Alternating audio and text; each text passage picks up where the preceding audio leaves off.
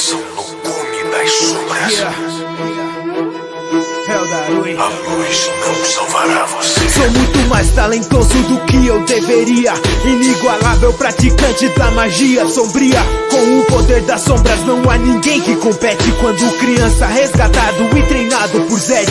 Um passado maligno é o que me assombra. Recrutado para fazer parte da ordem da sombra. E o que me consome é essa minha vontade insana. Levar a ordem rumo à supremacia ioniana. Arrogante, prepotente, recomendo que se afaste. Aceitei o desafio de ir atrás de Haste. Diferente de todos, com ela eu decidi ficar. E agora eu luto pra que ela não venha me dominar. Um grande poder sombrio, será que você me aguenta? Entenda que eu sou a arma, o resto apenas ferramenta. Estou em toda parte, sua vida é destruída, entenda. A escuridão não é sua filha. E minha alma foi marcada pra fazer destruição. Temível o poder sombrio que eu porto em minha mão. Ninguém tomará o controle desse corpo no fim. Sou o ceifador das sombras, me chame de Caim. E aí galera, o meu nome é Caim Teorias Insanas, e hoje trago para vocês a 10ª parte de Se Eu Fosse para o Mundo de Mushoku Tensei. Continuando de onde parou no dia seguinte, eu estava me acordando um pouco zonzo ainda por causa da pancada que eu levei. Quando eu olho ao meu redor eu percebo que estava em uma jaula em meio a uma floresta onde tinha várias casas nas árvores. Assim eu já fico com medo deles terem tirado as minhas roupas, mas quando olho para o meu corpo, eu estava ainda com elas, assim me deixando um pouco aliviado. Então eu me sento em um canto daquela jaula, enquanto pensava no que eu iria fazer por aqui. Seria tudo como no original, com eu conhecendo Gears, onde a gente começa a bater um papo até que a floresta começa a pegar fogo e os homens do Garlos começam a atacar aquele povo. O Gears fala: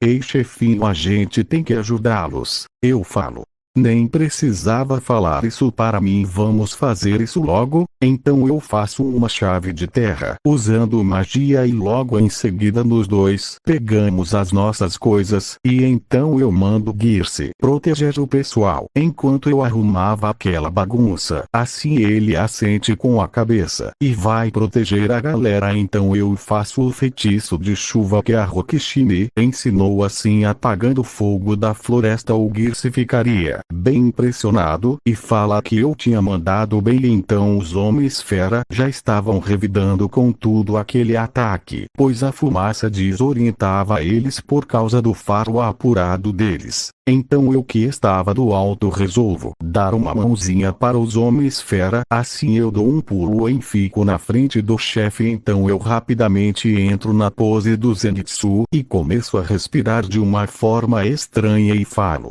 "Respiração do trovão, primeira forma, lampejo do trovão." Eu vou cortando em um flash de raio vários homens do Garlos, e vendo isso o chefe dos homens fera estava muito impressionado pelo meu poder, inclusive o Gears.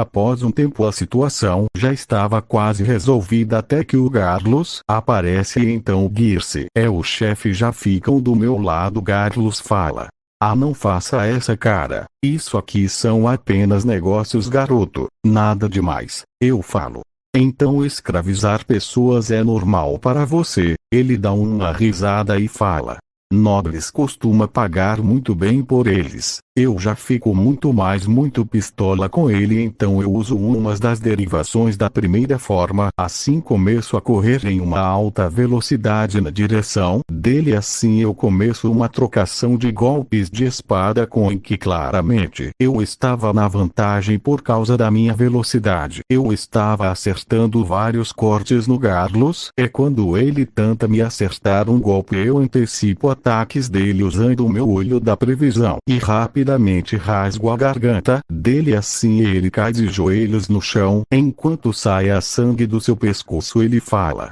"Não pode ser um santo da espada como eu ter perdido para um moleque desses." Eu coloco a minha espada de voltar na bainha e então eu dou um suspiro e falo: Saiba que eu sou um nível rei da espada, seu idiota. E assim o Garlus cai morto no chão, e com isso a batalha acaba. E após um tempo, eu estava na casa do chefe dos homens fera, onde eu estava esclarecendo tudo desde o início. Então eles entendem e me pedem desculpas pelo modo como me trataram. Logo a Eris e o Rugged aparecem, e por aí seguiria como no original até a gente seguir viagem em direção a Miles, pois o Girce tinha me falando que o meu pai estava lá. Durante o caminho eu e a Eris estávamos na carroça. Enquanto eu estava finalizando o meu livro, a Eris estava agarrada no meu braço.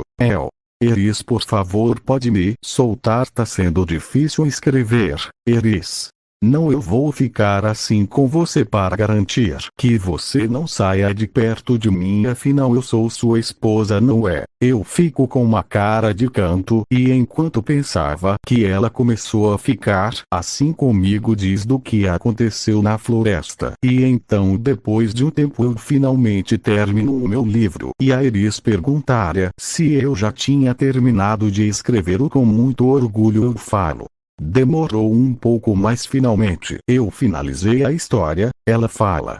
Qual é o nome da história? Eu falo.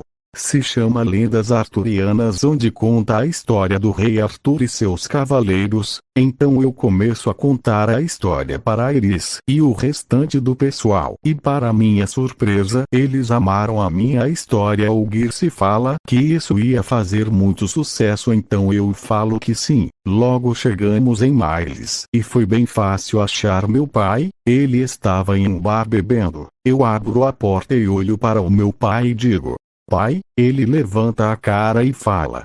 Caim. Paul levanta da mesa e vem em minha direção e me abraça. Eu falo. Finalmente te encontrei, agora só falta a mamãe e a Lilia e minha irmãzinha. A Norn se aproxima e diz. Quem é esse papai? Meu pai fala. Ele é seu irmão mais velho. Eu falo. Vamos deixar o reencontro para depois, pois eu tenho informações onde a mamãe está. Ele fica feliz, fala. E qual é a localização dela? Eu falo. Ela está na cidade Labirinto. Então eu começo a falar sobre os portais e localização de cada um para se locomover mais rápido para chegar lá, e falo também sobre os perigos da cidade Labirinto, principalmente do guardião do lugar. O meu pai ficaria pensativo, então ele fala para mim que ia juntar um grupo para ir na cidade, e completa falando que ele ficaria esperando por mim lá para a gente salvar a minha mãe. E com um sorriso eu falo que a gente ia com certeza salvar ela. Assim nos dois apertamos as mãos, e assim eu e o meu pai ficaríamos conversando por mais um tempo sobre a Lilia e a Aisha, que eu iria salvar elas e depois eu iria levar a Eris para casa. Ele entende e fala que estava contado comigo nesse assunto, e depois desse reencontro eu voltarei para a taberna onde eu estava hospedado com o meu grupo, e assim eu falo tudo o que tinha acontecido para eles. E então no dia seguinte a gente estava pronto para partir. O meu pai e o seu grupo estavam com a gente. O meu pai fala que estava ansioso para salvar mim a ele não parar de treinar, pois ele iria ser um peso morto para mim. E ele dá uma risada e fala que diferente de mim ele não tem uma técnica estranha, mas ele bem forte e bem mais experiente. E então nós dois começamos a rir. A Norn se aproxima de mim e fala. Se cuida, irmãozão. Eu dou um sorriso enquanto acaricia a cabeça dela e falo. Pode deixar, mas só se você me prometer que vai cuidar do papai. Ela balança a cabeça, e assim nos separamos e seguimos a nossa viagem, mas dessa vez eu iria na cidade onde a Lilia estava. Galera, o Girce resolveu seguir junto do Paul para reunir o seu velho grupo de aventureiros. No caminho eu estava pensando em como salvar a Lilia da melhor forma possível daquele carinha. A partir daqui seguiria como no original até a parte que a gente estava no desfiladeiro de gelo após ter salvo a Lilia. O que vai acontecer? Bem, vocês verão tudo isso na próxima parte. Deixem aquele gostei maroto e compartilhem o vídeo. Se inscrevam no canal, beleza? E fui!